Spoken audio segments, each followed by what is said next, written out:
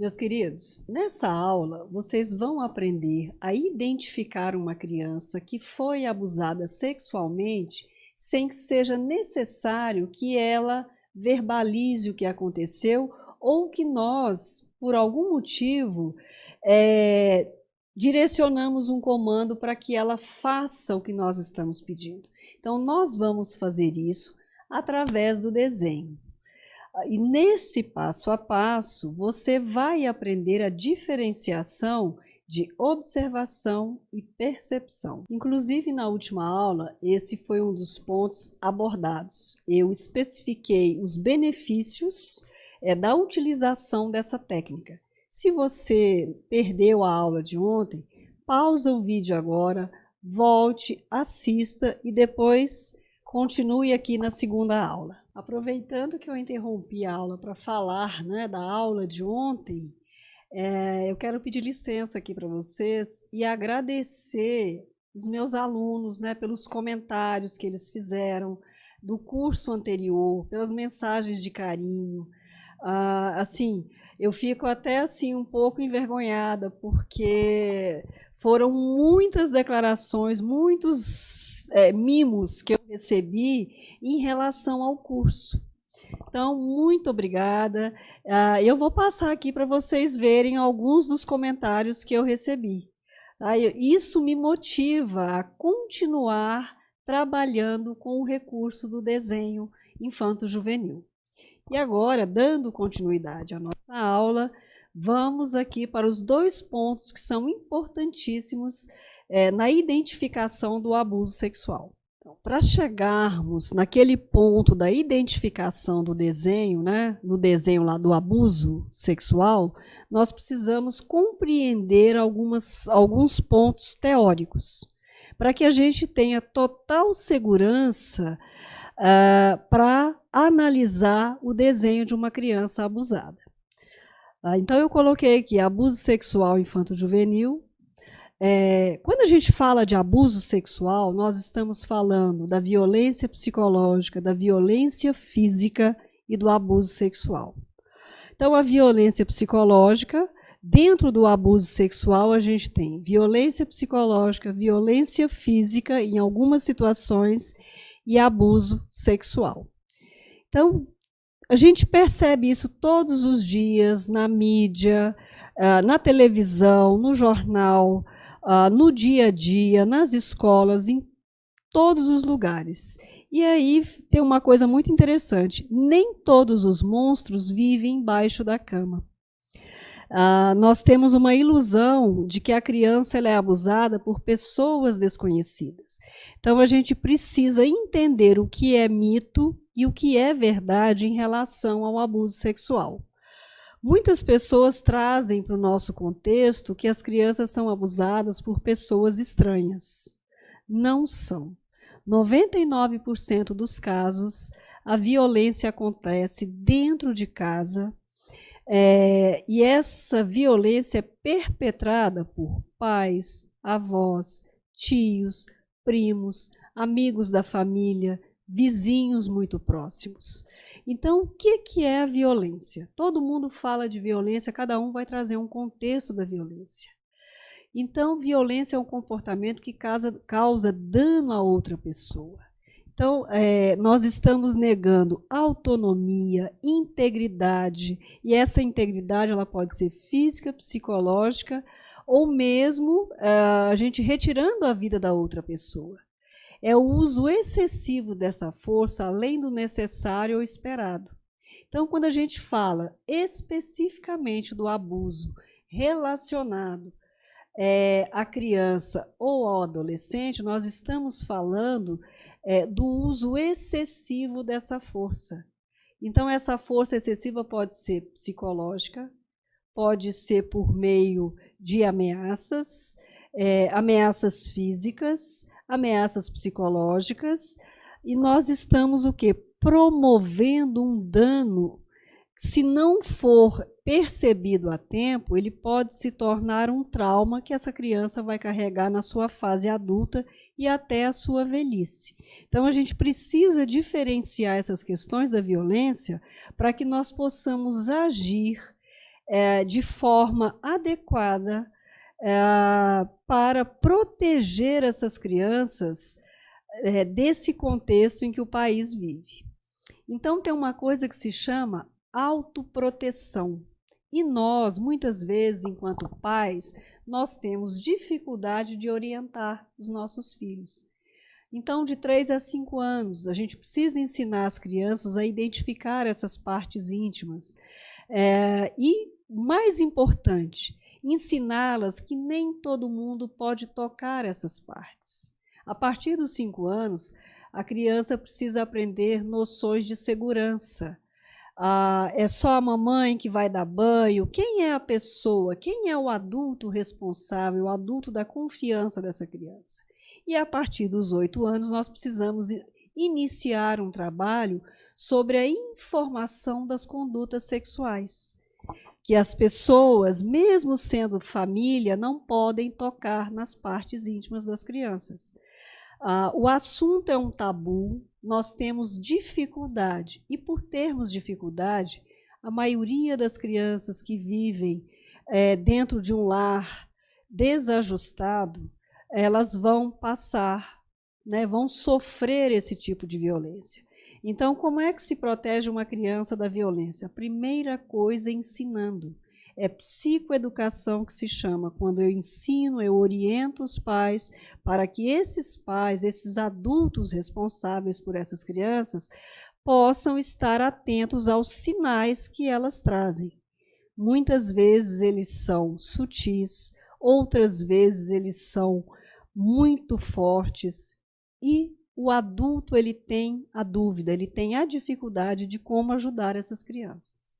Então, o abuso sexual infantil é o envolvimento de uma criança em uma atividade sexual que ela não compreende completamente, sendo incapaz de consentir. Ela não tem noção, ela não tem autonomia para dizer se ela quer ou se ela não quer. E a violência, ela vem, Como é que fica evidenciada essa violência? Por atividades entre criança e um adulto ou outra criança que, em razão da idade e do desenvolvimento, está numa relação de responsabilidade, confiança e poder. Então, eu quero pegar aqui essas 3 palavras: responsabilidade, confiança e poder.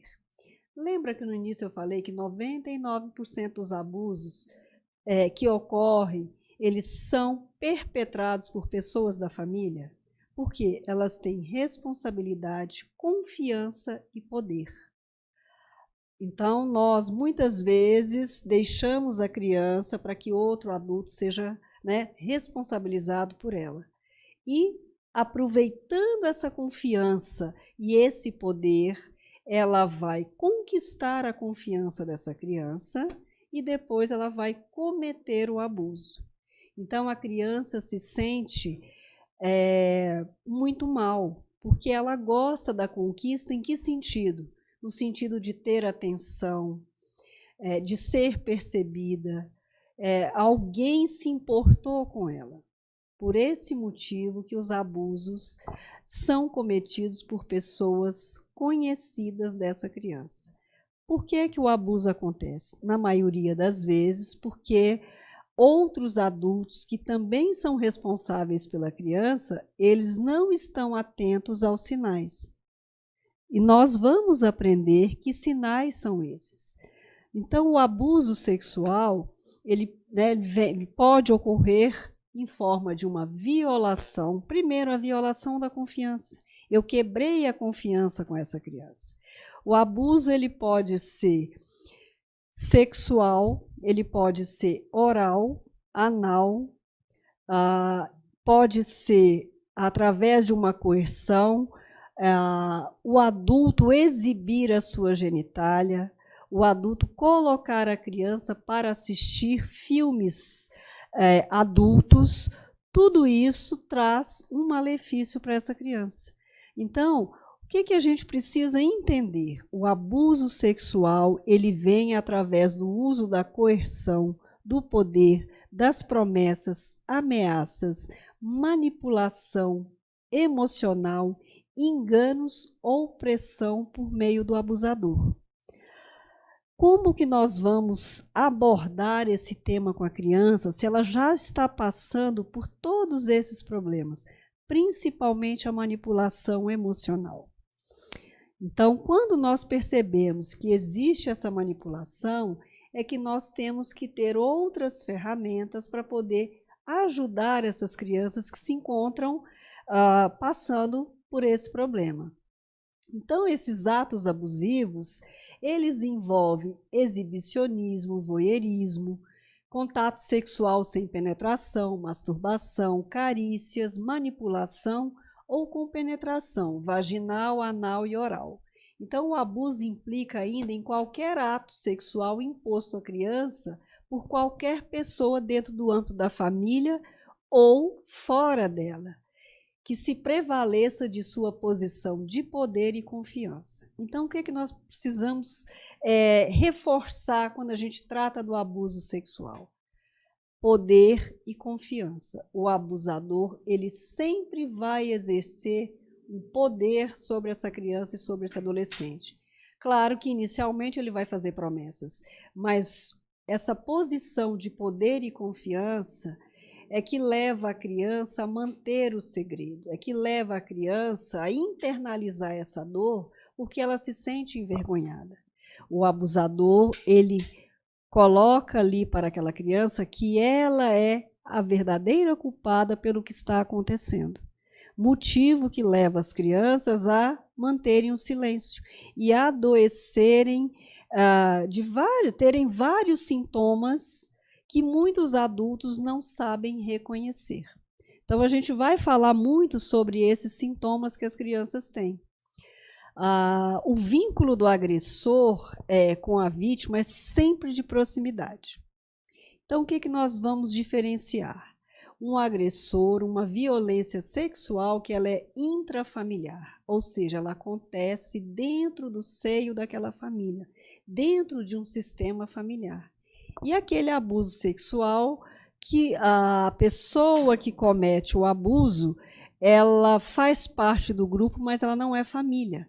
É um grupo social, é um vizinho, é um professor, é um padre, é um treinador. Tem várias situações que a gente percebe que esse tipo de abuso ele vai ocorrer justamente pelo grau de proximidade.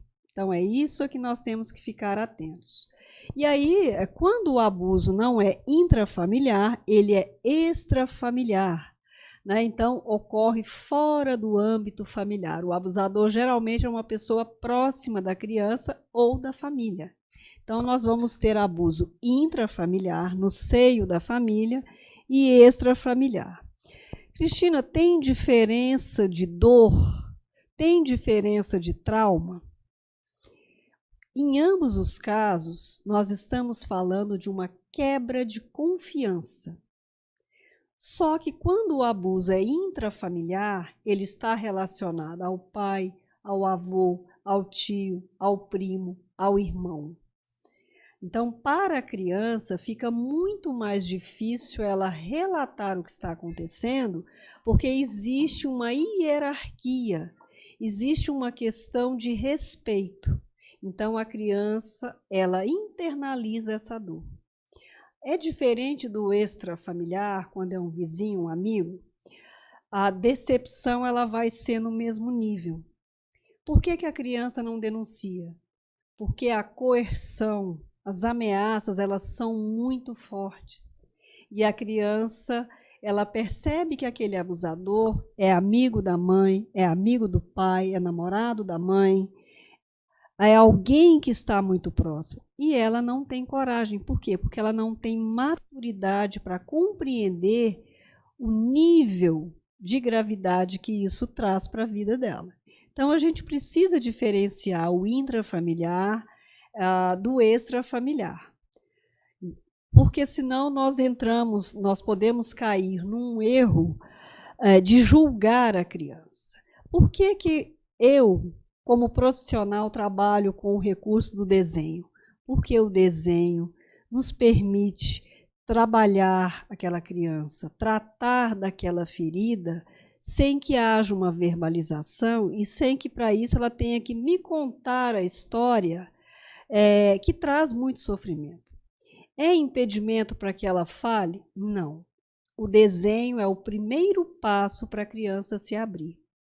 Quando ela confia no adulto que está trabalhando com ela, aos poucos ela vai trazendo detalhes desse abuso.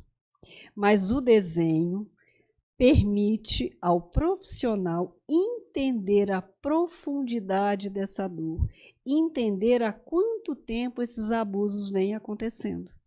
Então, por isso que é importante, quando você utiliza essa ferramenta, você proporciona para a criança um afeto, conforto, você transmite para essa criança credibilidade, que é o que ela precisa. Porque, por ser abusada por um adulto, ela deixa de confiar nos outros adultos. Então, quando a criança se abre, mesmo que seja através do desenho, ela está te dando um voto de confiança. E isso é muito importante. Então, nós não podemos perder o foco na criança. O mais importante é permitir que ela possa trazer esse sofrimento através do desenho, por meio desse desenho, sem que isso gere nela um desconforto maior. Então, esta é a proposta quando se trabalha com a leitura e a interpretação do desenho. Nós temos 2 autores que eles escreveram a respeito dos impactos e as possíveis consequências do trauma precoce no desenvolvimento cognitivo, emocional e social das vítimas. Porque essas crianças que são expostas a essa experiência traumática, elas sofrem multifacetadas consequências, tanto imediatas como de longo prazo, que podem se estender até a adolescência ou a vida adulta. Quando nós conseguimos atender uma criança e um adolescente, nós estamos possibilitando um caminho diferente. Nós podemos tratar precocemente esse trauma. Quando a gente não consegue fazer isso, quando a criança não foi atendida, não houve uma percepção da violência que estava acontecendo, o adulto vai trazer para o processo terapêutico, ele vai levar até para a questão da sua educação traumas que vão interferir na questão cognitiva. Então, quando eu atendo adultos que foram abusados na infância, o que a gente percebe? Baixa autoestima, dificuldade nos relacionamentos, dificuldade sexual, não se arrumam, escondem o corpo, são pessoas mais isoladas, muitas demonstram um nível de agressividade muito alto. Por quê? As consequências, elas afetam o desenvolvimento cognitivo, emocional e social. Então, é uma marca que fica no adulto, que é preciso um trabalho muito longo, delicado, profundo, para a gente poder resgatar aquela criança que foi abusada. Quando eu atendo crianças e adolescentes, por meio do desenho, nós conseguimos melhorar a autoestima dessa criança. Vocês vão ter oportunidade de perceber quando a criança faz o desenho durante aquele processo, daquele sofrimento do abuso, e quando ela consegue superar essa dor, como é diferente o desenho dela. Então, o desenho não serve só para você identificar o abuso, mas ele também vai te trazer um outro olhar, uma outra perspectiva quando essa criança ela é acolhida e ela é retirada desse ambiente que gera perigo, e esse ambiente que é vulnerável. Outra coisa importante para a gente poder identificar o abuso sexual. Nós precisamos entender violência sexual infantil e pedofilia. Por quê? No senso comum, nós colocamos os dois no mesmo lugar. Quando se fala em pedofilia, eu estou falando de uma psicopatologia, eu estou falando de uma patologia relacionada a doenças direcionadas ao comportamento sexual. Quando eu falo da pedofilia, eu estou falando de pessoas que têm atração por crianças bem jovens, bem novas, desde recém-nascidos até crianças de 2, 3, 4 anos. Quando eu falo do abuso, o abuso ele pode ocorrer em qualquer idade, mas o abuso ele é cometido por pessoas mais conhecidas. E o pedófilo nem sempre ele vai abusar de uma criança conhecida. Ele pode sequestrar, ele pode ver uma criança no shopping, ele pode agir de outras maneiras. Então, convencionou-se denominar como pedófilo todo indivíduo que se sente atraído por crianças. Qual é a diferença? O pedófilo ele sempre vai dizer que foi seduzido pela criança. Quando você pega um abusador, ele não tem argumentos. E sob a ótica psiquiátrica, a pedofilia se enquadra como um transtorno sexual em relação das fantasias sexuais frequentes com crianças, uma espécie de parafilia. Então, quando eu falo de pedofilia, eu estou falando de parafilia, eu estou falando de uma patologia. E quando eu falo do abuso sexual, eu estou falando de um adulto que se aproveitou da oportunidade para abusar daquela criança. O abusador, ele vai sempre estar de olho nas oportunidades. Aí entra o que? A nossa capacidade de proteger as crianças, de proteger os adolescentes. Porque isso está previsto no Estatuto da Criança e do Adolescente, que nós devemos proteger as crianças. Então, assim, a gente precisa entender que o pedófilo ele sempre vai trazer para nós, sociedade, que a criança o seduziu. Então, para descrever criminosos que cometem atos sexuais com criança, é utilizado inúmeras vezes, de forma errônea, a palavra pedofilia. A maior parte dos crimes envolvendo atos sexuais contra crianças é realizada por pessoas que não são consideradas clinicamente pedófilas, pois não têm atração sexual primária por crianças. Porque muitos dos abusadores das crianças que cometem esse abuso sexual são casados, têm uma companheira, uma namorada, têm uma vida sexual ativa. Então, é um crime de oportunidade. Então, a gente precisa fazer essa distinção, porque, da mesma forma, indivíduos pedófilos podem jamais chegar a cometer crime devido à contenção de seus impulsos sexuais. O que a gente observa muito na mídia? A Polícia Federal ela fez uma batida e prendeu uma quadrilha, prendeu um grupo de pedófilos.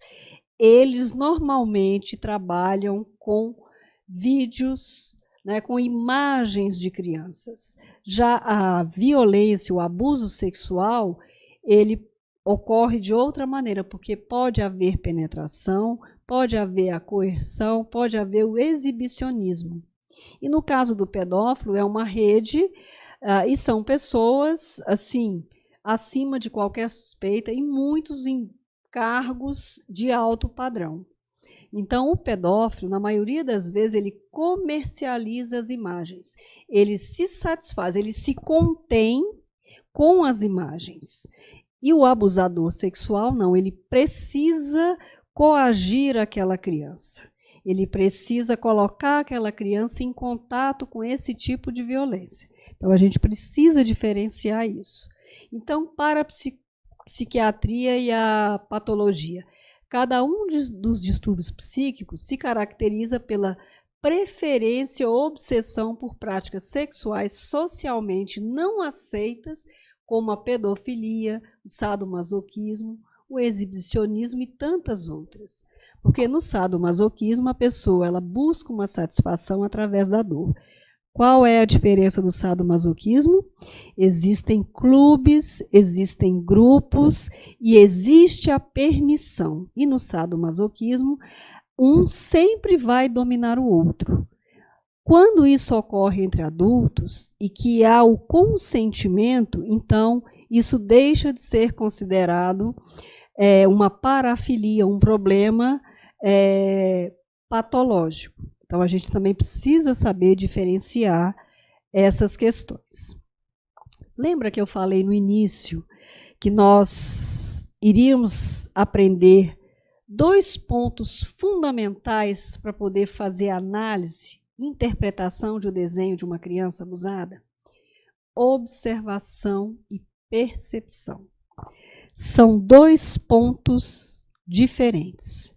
Se eu peço para vocês observarem esse desenho que está aqui, vocês vão me trazer que o vestido é amarelo, que ele tem listras vermelhas, que o cabelo da criança é louro, que existe um laço vermelho.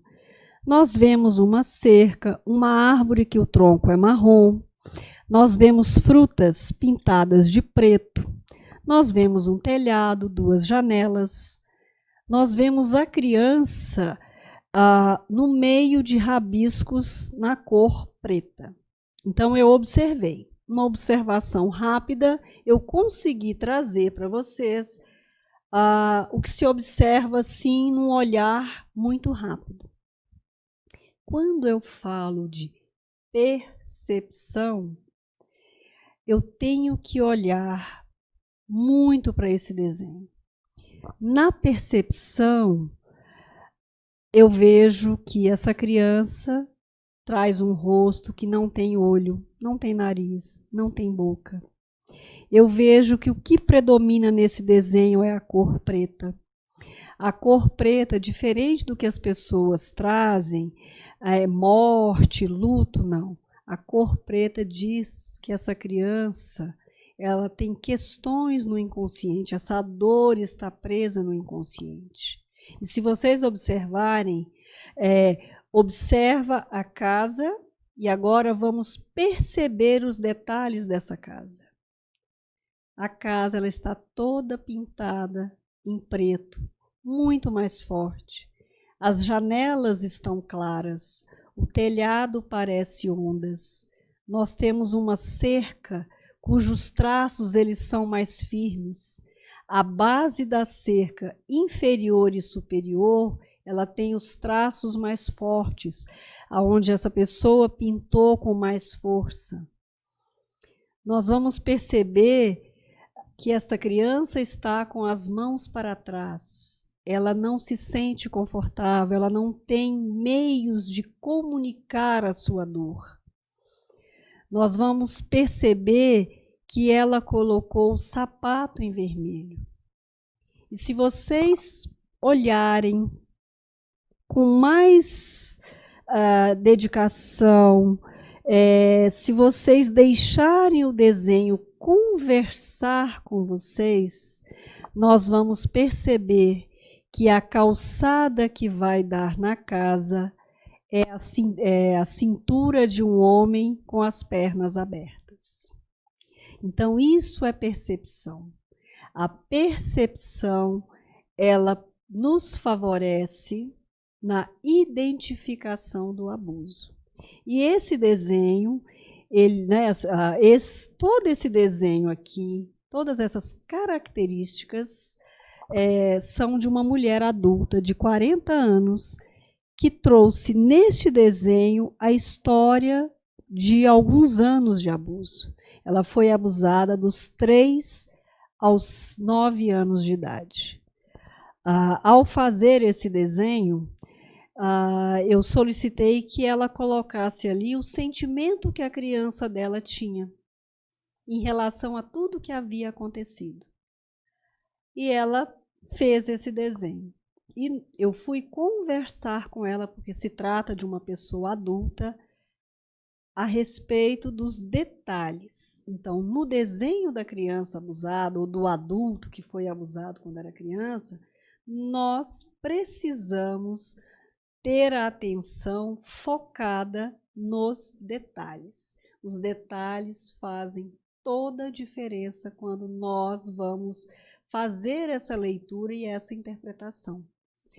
Então, percebam que a entrada da casa, que vai dar com a primeira janela, nós temos da cintura para baixo um corpo masculino.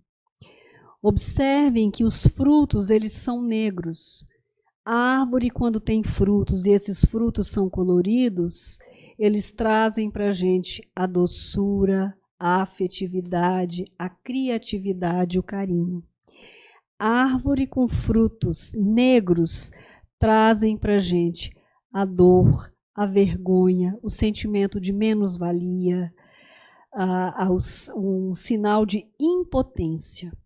Quando eu percebo essa criança com as mãos para trás, nunca lhe deram voz, nunca acreditaram no que ela dizia.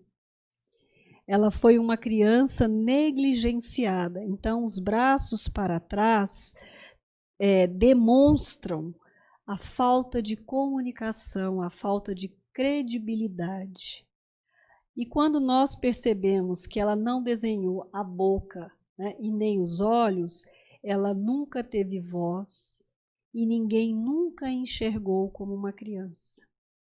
Então, veja, ela foi abusada dos 3 aos 6 anos, hoje, aos 40 anos, ela ainda traz a marca desse abuso, como se ele tivesse acontecido a semana passada. Então, o que esse abuso trouxe de prejuízo para essa mulher de 40 anos? Na questão cognitiva, foi afetada. Na questão social, ela ficou muito prejudicada. E nas questões afetivas, ela não consegue manter um relacionamento. Por que, Cristina, então, que ela procurou ajuda somente aos 40 anos? Porque ela se viu muito doente, a um passo de perder a guarda da filha, da única filha. Foi o que a motivou vir para o processo terapêutico. O processo terapêutico corrigiu tudo isso? Não. Mas o processo terapêutico, através da utilização do desenho, possibilitou a essa mulher adulta trazer toda a dor que ela carrega em seus sentimentos. Ela conseguiu, depois de muitos anos, colocar como ela se sente em relação ao que aconteceu. Se nós percebermos a cerca, onde nós temos a imagem da árvore, nós vamos ver elementos fálicos. Nós vamos perceber essas pernas abertas como um sinal de abuso. Nós vamos perceber que em todo o espaço desse desenho existe a cor preta. Então, toda essa dor, ela trouxe no inconsciente. E ela hoje, ela ainda não conseguiu superar tudo que ela vivenciou. Porque ela não conseguiu fazer um desenho evidenciando uma melhora em relação à sua dor. Então, hoje, vocês estão aprendendo o que é observar e o que é perceber. Cristina, mas você deu o exemplo relacionado ao desenho. Então, por exemplo, você entra no shopping ou você entra numa loja, a loja está cheia, você bate o olho, você observa algumas coisas. Se você está olhando uma vitrine de longe, você observa. Se você chega perto, você percebe detalhes daquilo que você deseja comprar. Então, percepção é quando eu vou para as minúcias, quando eu vou para os elementos que existem no desenho e para os elementos que estão faltando nesse desenho. Certo? Então, na nossa próxima aula, eu vou trazer para vocês desenhos de crianças que foram abusadas. Então, o desenho durante o processo de atendimento, onde elas trouxeram a verdade sobre o abuso, e um outro desenho depois de terem passado pelo processo terapêutico, para a gente perceber a melhora da autoestima, a vontade de viver, a vontade de brincar, de voltar a ser criança. Então, por meio do desenho, nós conseguimos identificar o abuso sexual infanto-juvenil e, através do desenho, nós também conseguimos perceber a melhora da criança e do adolescente depois de passarem por um atendimento terapêutico. Ok? E para os pedagogos, para os professores, isso é fundamental, porque vocês vão conseguir auxiliar o maior número possível de crianças e adolescentes que são abusados diariamente. Pessoal, eu poderia ficar aqui várias horas me aprofundando sobre esse tema do abuso sexual.